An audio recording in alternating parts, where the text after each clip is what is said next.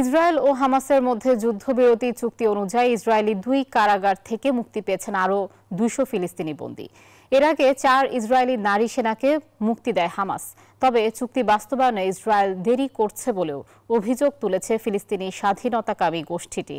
এদিকে গাজা উপত্যকায় ইসরায়েলি আগ্রাসনে প্রায় 36,500 শিশু নিজ বাবা মাকে হারিয়েছে, এমনটাই জানিয়েছে গাজার স্বাস্থ্য মন্ত্রণালয়।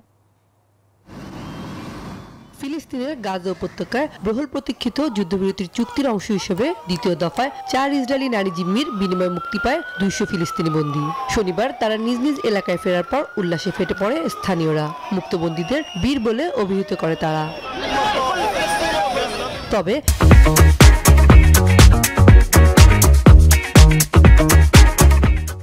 ইসরায়েলকে যুদ্ধবিরতির চুক্তি বাস্তবায়নে বিলম্ব করার জন্য অভিযুক্ত করেছে হামাস।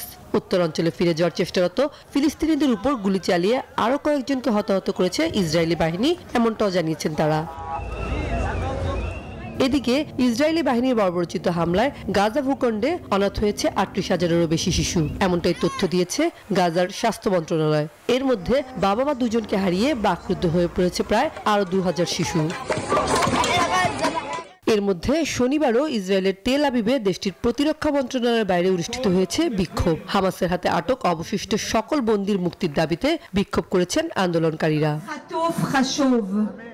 Desk report, news 24।